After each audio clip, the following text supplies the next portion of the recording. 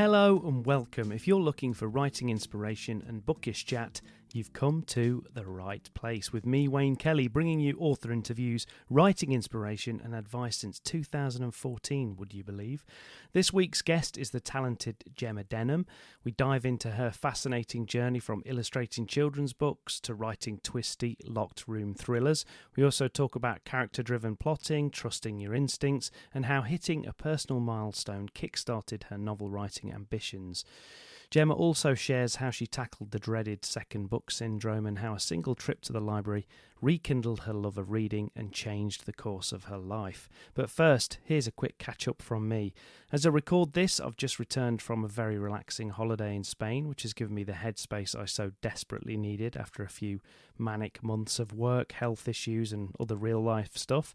In terms of writing, I managed to complete a 5,000-word outline of a non-fiction book that I'll be putting out before Christmas. The working title is Right Here, Right Now, Real Writers Don't Quit, and it's a mixture of memoir, writing tips, and it includes inspirational quotes from the guests of this podcast from over 10 years of recordings, which is a bit of a milestone in itself, I suppose. And it's been intense and yet fun putting together the outline because it's forced me to think about my writing life and how I came to be where I am today in my journey. It's given me a perspective that I haven't really stopped to consider for many, many years. And in a strange sort of way, it's made me proud of where I've come from, and it's also made me appreciate that I'm still on that journey, just like everybody else. I'm still learning new things every day, whether that's around the craft itself, technical skills, publishing developments, design, or anything else. Because I'm a curious person and I always want to learn those new things. But I've also been able to reflect on how and why I write, to remember why I love it and how I first came to it in the first place. And to be honest, it's re-energized me and it's given me the focus that I need to get through the next year and beyond. There are so many things that I want to achieve over the next couple of years, but like all of us, sometimes when we're in the thick of a project or we're mired in plot problems or motivation issues, or maybe we're wrestling with self-doubt and imposter syndrome, it's hard to remember why we're putting ourselves through it in the first place. And I think it's important to be able to write just for the sake of writing, because if you aren't enjoying it, then why do it at all? Now, obviously, I'm not naive. I know it can't always be sunshine and rainbows, but sometimes I think we can see it purely as a job or a chore. And don't get me wrong, if writing is part of your living, then it absolutely is a job. But I think we produce better work when we can find the joy in it. And for me, that means reconnecting with that 6-year-old version of myself that suddenly discovered I could create worlds and characters and tell stories of my own. It's that thrill of creation that fires me up, and sometimes just the act of typing, of seeing that white space fill up with the words, that's just enough to see me through. So next time you're struggling for motivation and you're thinking of throwing in the towel, try to remember why you started writing in the first place. Reconnect with that, take a deep breath, and get back to the page. And aside from the memoir stuff and the guest quotes, there'll also be practical writing advice and tips. And because the book's still being drafted, that means there's still time for you to influence what goes into it. So if there are topics you'd like me to consider including, or if you've got some burning questions for me, then let me know and I can look at how they can be integrated. As you know, I love hearing from listeners anyway, and I'm always happy to spread the word about your projects or thoughts on the show. And this week, actually, I've got something from my friend and previous guest on the show, Angela C. Nurse.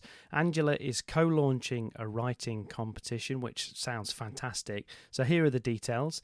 It's called the Mysterious Murders Short Story Competition. It actually launched on the 1st of July 2025 in honour of the late Anya Boersma. Anya died very suddenly earlier this year, unfortunately, and writing was her passion, and nothing made her happier than when she was crafting a story. And her husband, Jeroen, and her writing coach, Angela Nurse, were keen to find a way to help her memory live on and to create a legacy in her honour. And they came up with this idea for an annual short story competition, which I think is fantastic. So here are the key details that you need to know. Obviously, the theme, which is murder mystery with a fun twist. The word count is up to 3,000 words. It's open to anybody aged 18 and over. It doesn't matter where you are in the world. It doesn't matter if you're traditionally published, self-published or unpublished writers. Doesn't make any difference. It's original work only. Entries must be unpublished and not submitted elsewhere at the time that you enter the competition. They're looking for English language entries, and the prizes are pretty amazing for a short story competition, I have to say. The first prize is £3,000, the second prize is £1,500, and the third prize is £500. So they're pretty amazing prizes. The key dates you need to know, as I say, it's already opened on the 1st of July 2025, and submissions close on the 1st of October this year. So get yourself over to the website, which is mysteriousmurders.com, and get your entries in. Get thinking and get your entries in. Maybe you've even got something that's kind of ready to go. If so, get it in there.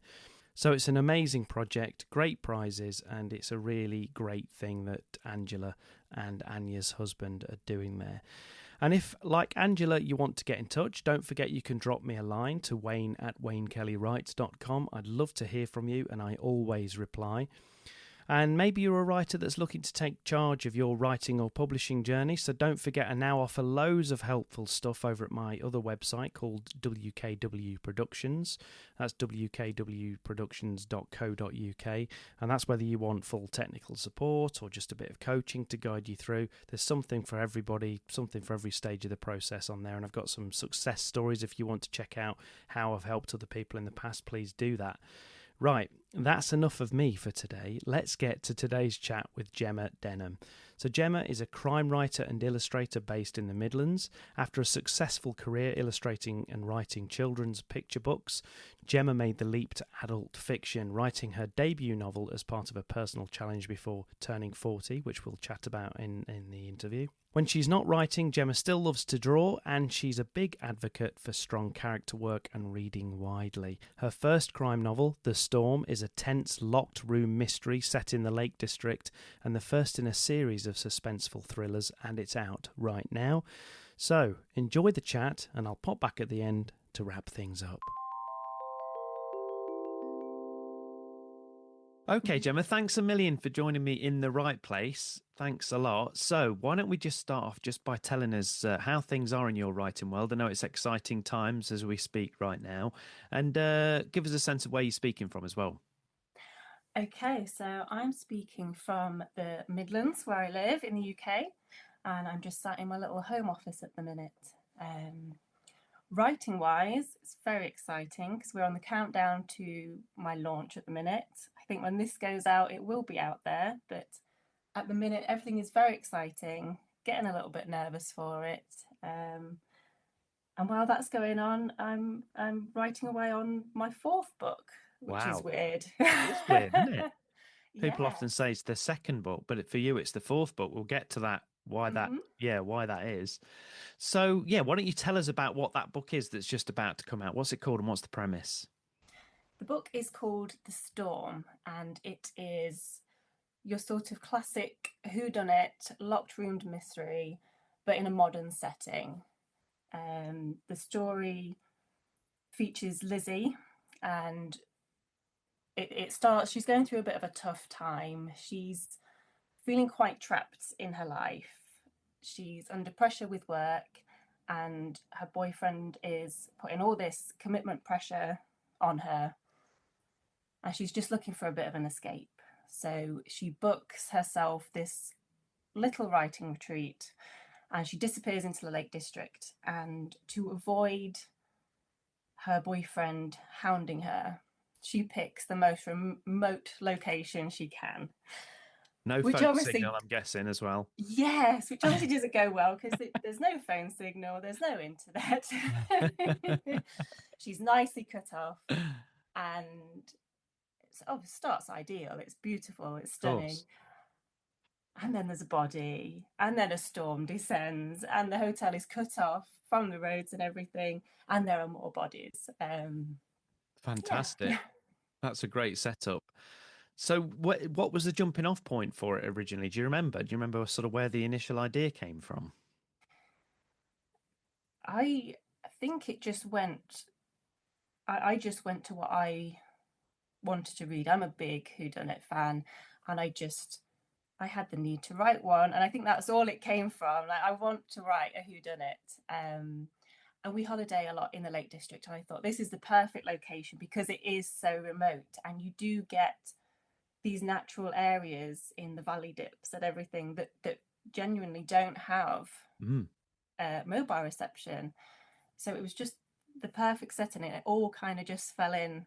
Well, it needs to be here, and this needs to happen, and so yeah, there was no spark, as it were, for that one, other than it needs to be a whodunit. I need to write one of these. Well, I suppose the spark, in a way, was that, and obviously the fact that you'd obviously been to the location and you kind of had a good sense of it. And like you say, I was talking to somebody about this. I think it was Russ Litton actually on the podcast that comes out today. But we talked about how mobile phones have basically ruined a lot of fiction, or they've made it very difficult to write. They've made it very, very difficult to write. So as you say, you've kind of got, and yours is actually quite realistic from that point of view, because a lot of the time it's almost like a convenient thing where, you know, the person's like, oh, all of a sudden they've got no service, but your location actually makes sense with that. It does. It does make it hard that we're all so contactable now.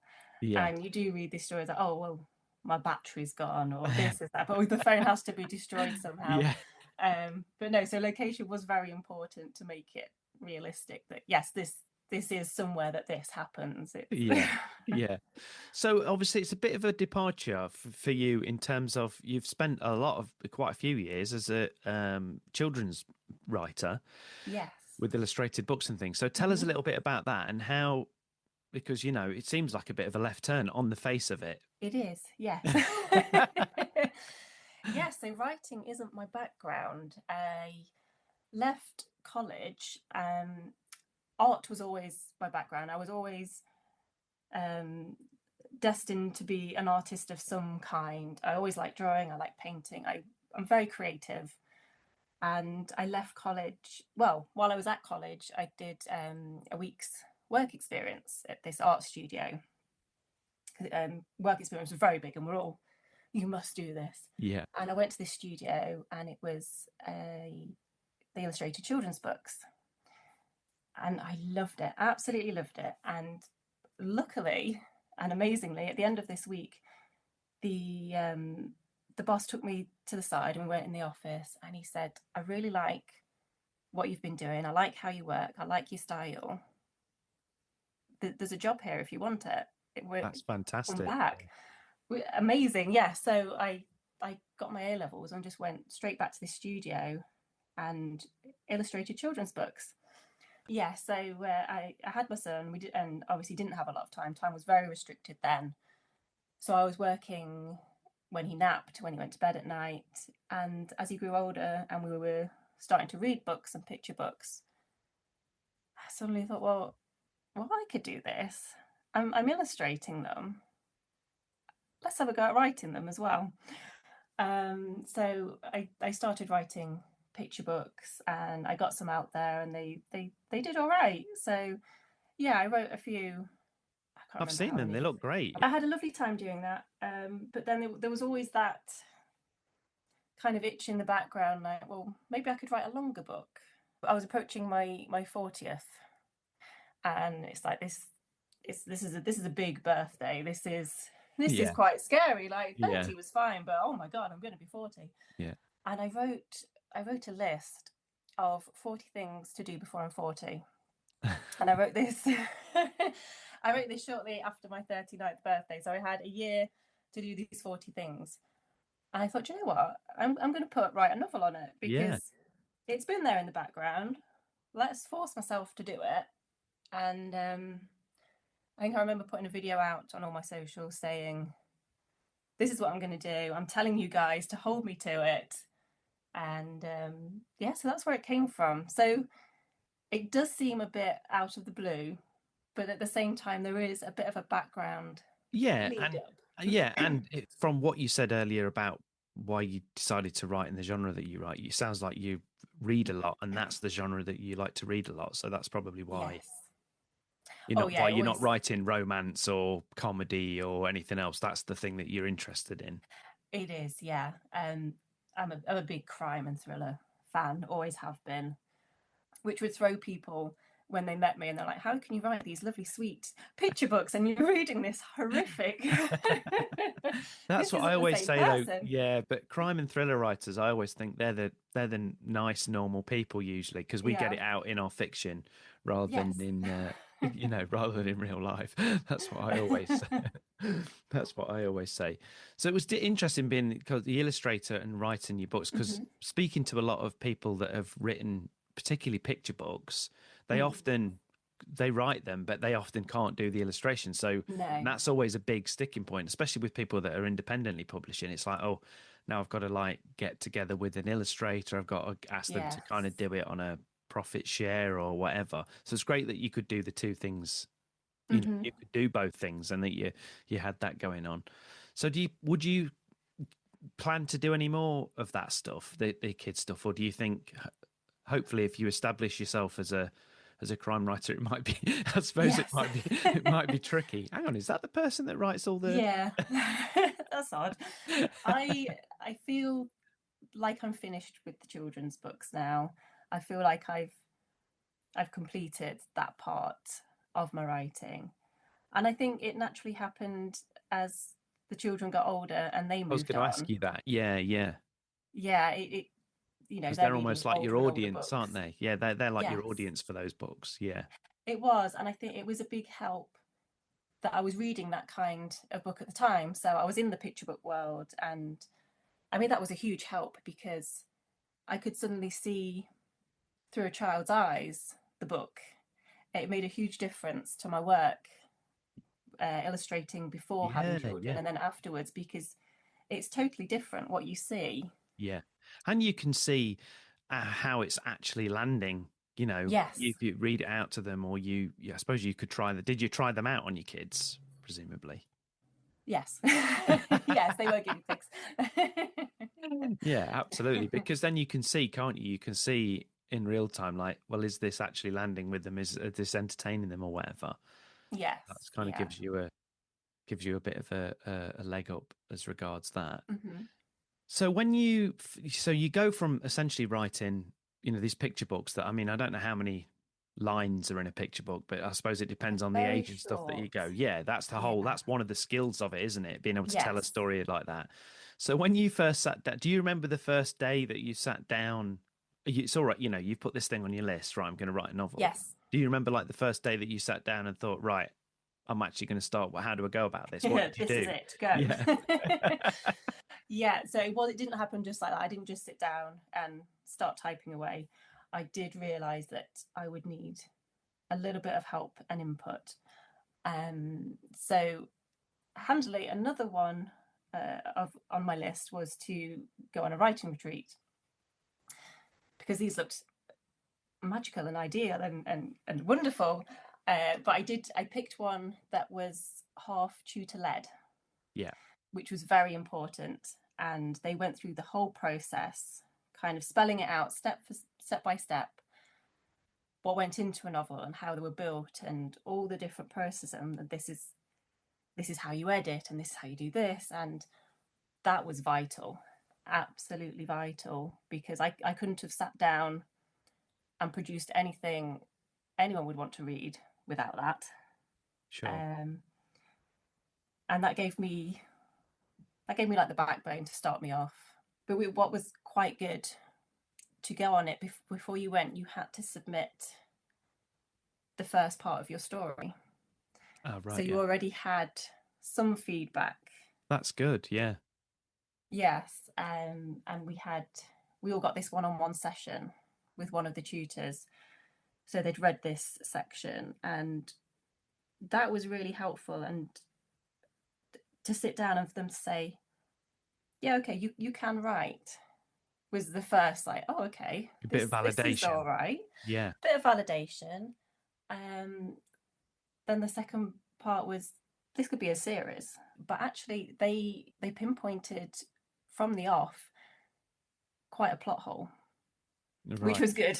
Yeah. No, it's good to find that at the beginning my rather than. my whole ending was a bit of a plot hole. I was like, oh yeah, and it's going to be this person that's done it. And she just looked at me and went, but why? Like, oh, because, and then I couldn't answer. I was like, oh, They I just did. I think that's a massive thing that actually people don't talk about, and that's something I've talked about to people, and it's kind of something that it's kind of a late realization. Like Hmm. I've done like story structure I've put on like story structure courses and all this kind of thing, and I've Yes. talked about character, and we always talk about, well, you've got to really make sure you think about your protagonist, and it's the old Hmm. thing about you make sure you know what they want or what they think they want, and then what they actually want it later on in the novel. But the Mm. thing that people don't talk about enough is, what does your antagonist want? Like what Yeah. does the villain of the piece or the baddie or whatever you want to call it, what do they Hmm. want? Why are they trying to do it? Because I think a lot of the time in like either crap fiction or rubbish films, it's often, well, the baddie wants to do it because they're evil, or they're just Yes. bad. They just want to do bad things, and they don't. And I think you're right. And I think if you decide like early on what it is that the baddie's trying to achieve, it actually Hmm. makes writing the story a lot easier, because that's kind of where you're heading to. That's the cliff edge Yes. that you kind of heading to. And I just think you're right. I think a lot of people, like writers, I think they probably do it instinctively, but they don't. Hmm. It's not something you think about at the beginning always. It's not, and that's what makes it real. Because I do think a lot of stories can fall down at the ending because it can be an amazing story and amazingly written, but at the end you think, yeah, but why would they do that? Why? That Yeah. was really important point for her to mention, and I couldn't answer. There was no reason why this character had done it, and all I could come up with was very feeble. And I thought, no, it isn't them, or they need a much better. They Yeah. need Or a you need to much give better them a reason. I've better got to work motive. on this Yeah, yeah, character. yeah. To do it. That's really interesting. So then when you started writing, and when you actually got into the meat of it and you started going, I mean, I know this question comes up, it pretty much comes up on every episode, but and everyone says, "Oh, please don't ask that question." But so did you end up plotting it before you started? Sounds like you did a little bit, because you'd already had like this plot hole that was pointed out to you, but Mhm. did you like meticulously plot it, or did you just go off and start writing and try and work your way out of it? I am a plotter. I am a plotter, but not meticulously so. I don't break it down into chapters or anything. I know some people can go very forensic with it. I like to sit down and do a bit of an overview and kind of break it into stages. So, well, this is the status quo, and this is, the inciting incident, and Yeah, I yeah, break it yeah, down yeah. into Bits. those Yeah. stages, so I know what happens when, and I will kind of plot major plot points of the story. But I don't break it down because I do like the characters to become themselves and lead the way a little bit. Although saying that, I do write quite detailed character breakdowns. I have a book, a character journal, and at the start of each book, I will every character has a page. So we'll have like all the personal details and what they look like, hobbies, interests, and then with the image of this character that's in my head, I trawl Google then, and I was like, that's them. So I've got pictures of them, and so That's it great. is. The characters are a little bit forensic, but I do like them to lead the way in a story. So when I was writing The Storm, up until the last two chapters, I didn't actually know who had done it. Right. Um, A lot of whodunit writers say that, weirdly. I've never written a yes, whodunit, but it's funny, I've spoken to a couple that have said the same thing. it is helpful because you build suspicion with so many characters because you genuinely don't know who it was. You have to kind of set everyone up for it in some regard. Yeah. So I did find that helpful. So yeah, I genuinely didn't know until the end, and then like a flash, oh my god, it's them, and it totally made sense because I'd set them all up. So you mentioned at the top there that you're on book 4. So book 1 is just coming out, and I know publishing can work quite slowly and all the rest of Yes. it. So how come you're on book 4? So maybe we should start by saying, what was your path to publication? So you wrote that book, then what Mm-hmm. happened? So I wrote The Storm and then started querying it. And while that was out, I thought, well, I'll start on book 2. So I kept sending this out to agents, publishers, and I was writing the second book. And I think by the time I got signed, book 2 was written. Then, yeah, publishing is quite slow. So I think it's from signing to launch is 18 months, I think, for this. So by the time I think I'd done the third one by Christmas, last Christmas. And yeah, so this year I started on the fourth one. And is it? Even though we're only just. Did you say it's a series or are these standalones? The second book follows on. Yeah. Book 3 and 4 are standalones. Wow, brilliant. How did you find the differences between writing the follow-up and writing a standalone? Standalone is easier, definitely.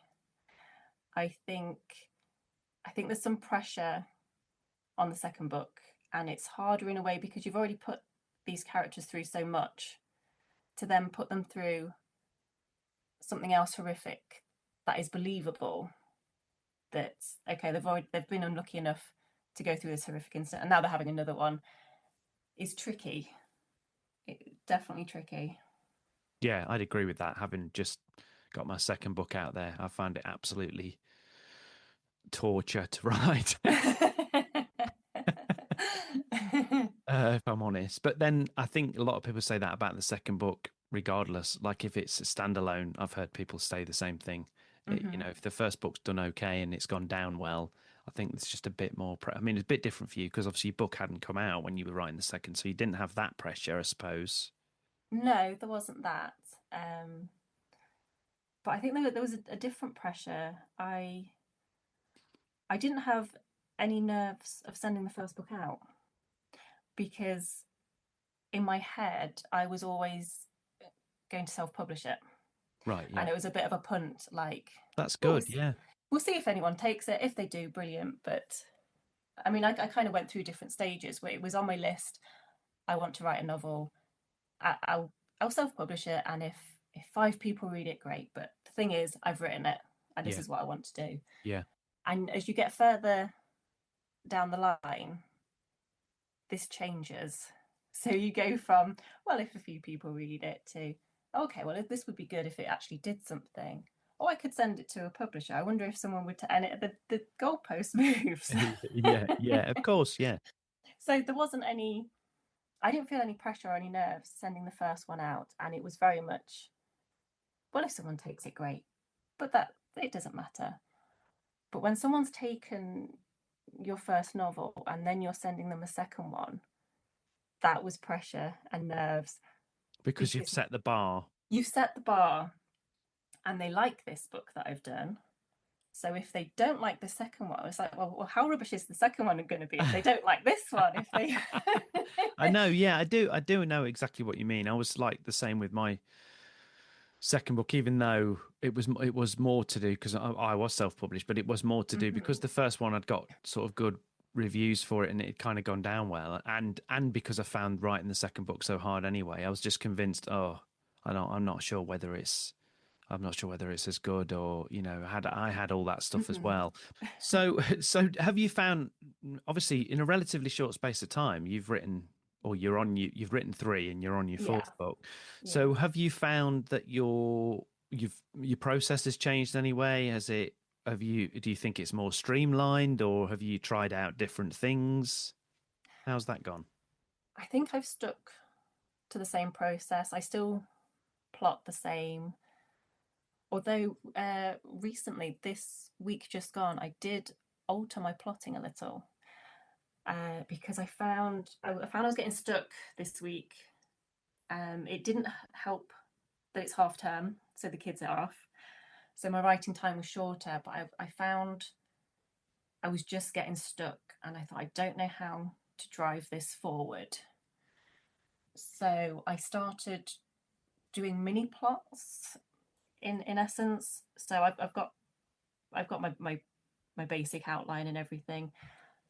And I just thought, if I just make a short plot of what I'm going to do the next day, the next writing session, because I know I've only got a short time and I know I'm going to waste half of it sat here thinking, oh, what happens next? And that was quite helpful.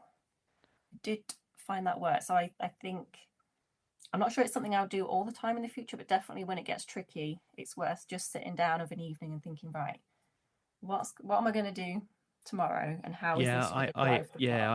I agree. Yeah, because I'm the same. I think, and you can waste like your little slot of time that you've put aside to Yeah. actually do the writing, and then you're not writing. And I think it's another one of those things as well. Is people don't realize that thinking is writing when you write in a book. Yes. That time is it all goes into it. We think about just the time we spent typing, but really, I'd argue that's probably the least amount of time that you spend is in Definitely. terms of the actual drafting, as in hands on the keys. It's probably more time spent thinking about it, like every waking hour, when Yes. you're just falling asleep, or when you're just waking up, or when you're in the shower, or Yeah. when you Yeah. zone out when your relatives are talking to you and they're like, "What?" Sorry, I was just trying to sort something out in my brain. Um, Yes.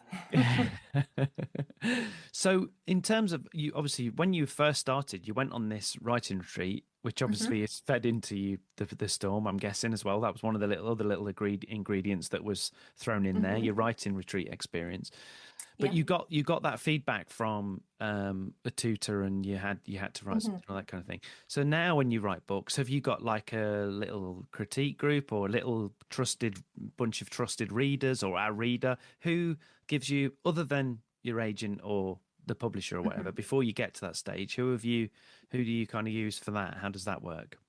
Yes, I have my alpha and beta readers that I like to send it to. And I have met quite a few lovely people on Twitter who I trust, and I can have these little conversations with, and I can just fire off a message, or call one of them up and just say, "What do you think to this?" or "Do you think this works?" And them being in that writer world as well, they know, and they can read so much more into it than if I send it to family. My family will read it Yeah, happily, yeah, and they will give a different kind of feedback, and that's more of enjoyment from the reader's point. yeah, Having another writer look at over it, I find very helpful, because they will also kind of half look at it through an editor's eye, because they know what yeah, they have to do, they know the feedback they get. yeah, I find that very helpful. yeah, yeah. And how do you handle feedback when you get, particularly when you get to the point where you're sending it to an agent or to the Mm-hmm. publisher or whatever? Are you okay with it when it comes through? Do you have to take a beat? How do you get on with that? I've been okay with it.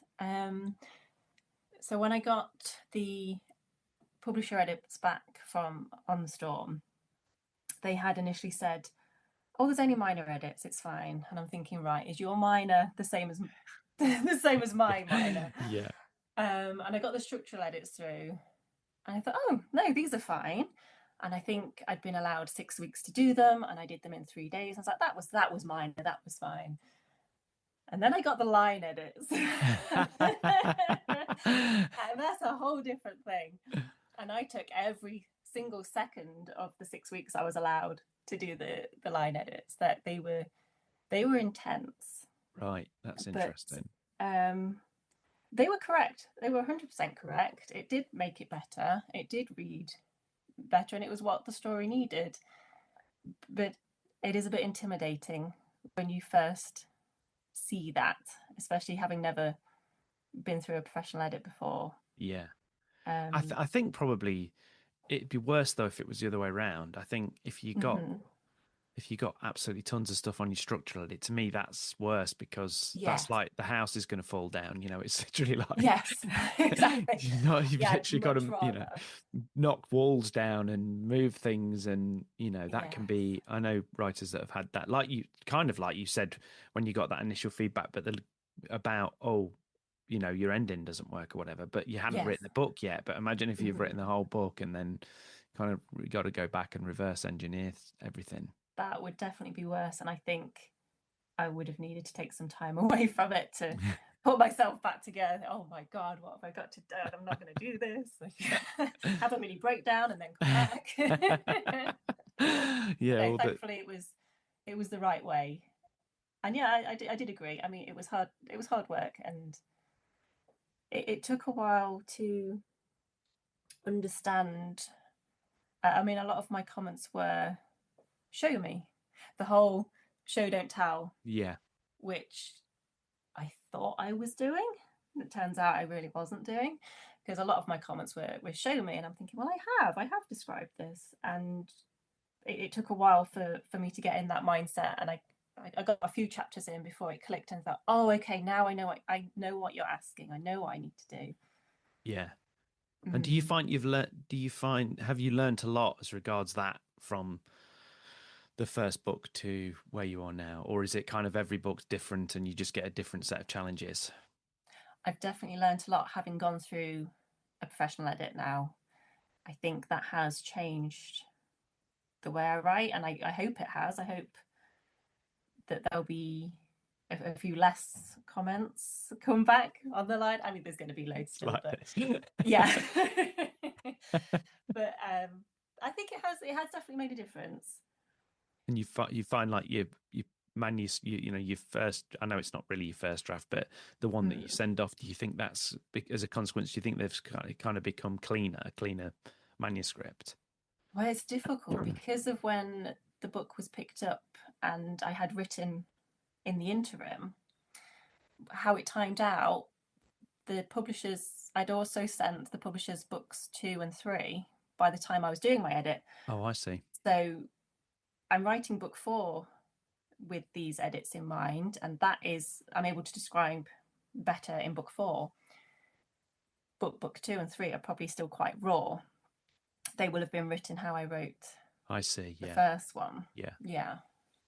I understand. So one of the things that I do on the show is it's the book that saved my life. Yeah, it's the book that saved my life. If I said that to you, what sort of comes to mind? What book or books have been really important to you along your reading journey or your writing journey? There is one that very much stands out, and that's because, and this will come as a shock to anyone who follows me and knows me, but I wasn't always a reader. I very much enjoyed books at primary school age when it was the picture books, and I have very fond memories of coming home from school and going into the library and rooting through the children's bins of books, and I absolutely loved books.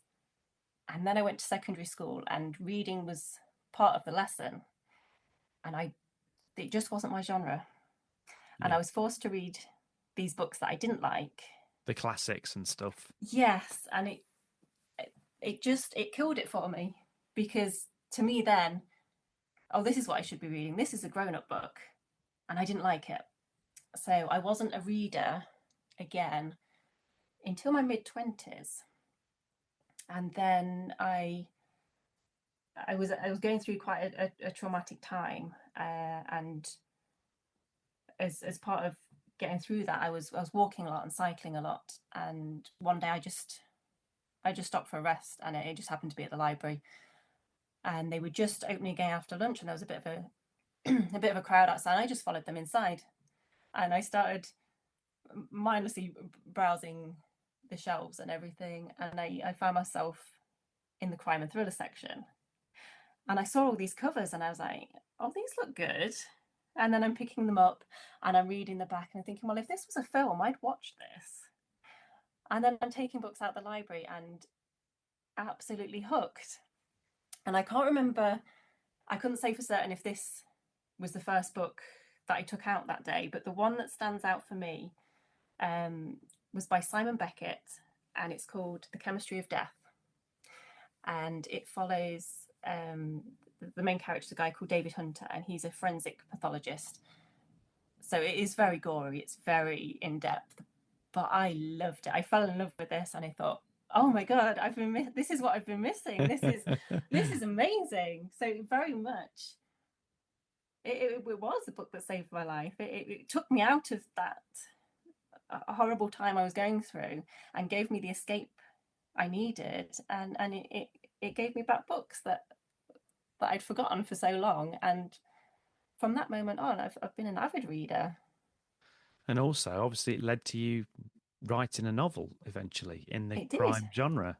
So if Yes. you hadn't stopped for that rest that day, No. everything could be very different. I could. I could be doing who knows what now. It's interesting though as well. Obviously, I think that comes back to your visual arts background. You said Mhm. both when you were a kid and you were always interested in the way that you can remember how the books looked and everything, and you remember the Yes. cover. And obviously, the thing that got you sort of back into it when you walked into that particular section of the library was, from the sounds of it, was initially the cover of something. So that's kind of what Yes. drew you in.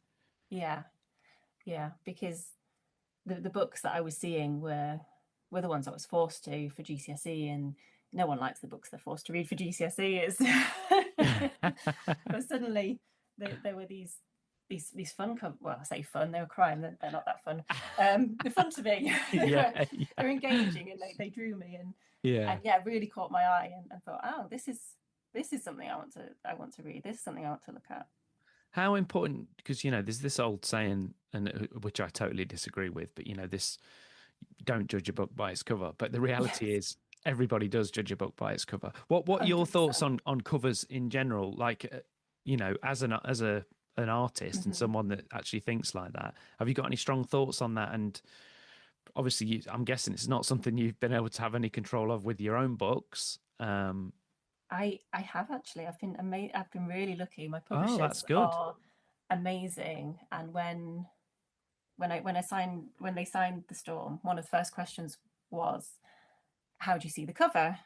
So I didn't know how much input I'd have, but I obviously creative background. I mocked them up a cover. So I was like, "This is my cover."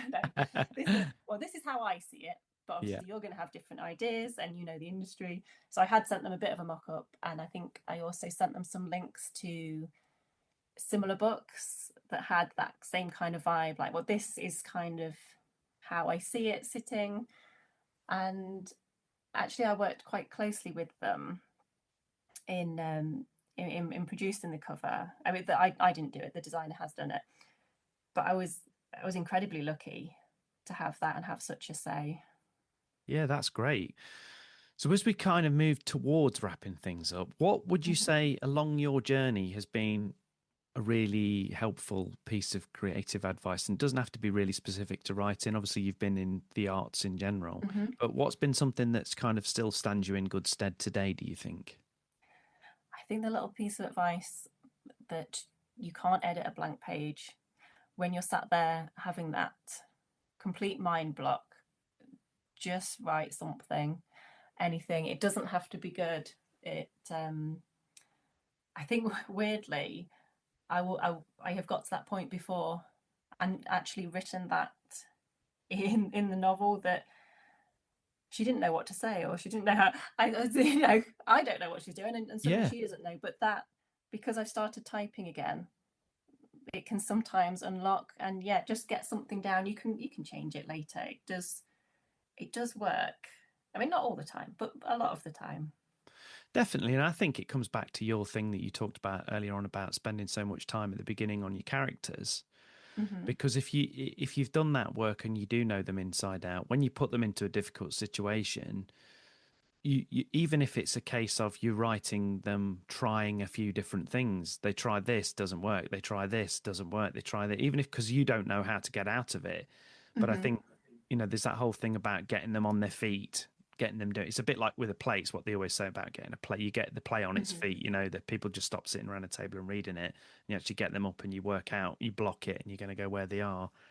And that can get you out of things, can't it? Sometimes just by doing that. Yes, yeah. So that definitely just keep writing anything you can, just to get you out of it. Do you ever edit as you go along, or do you literally just do your messy first draft and then go back?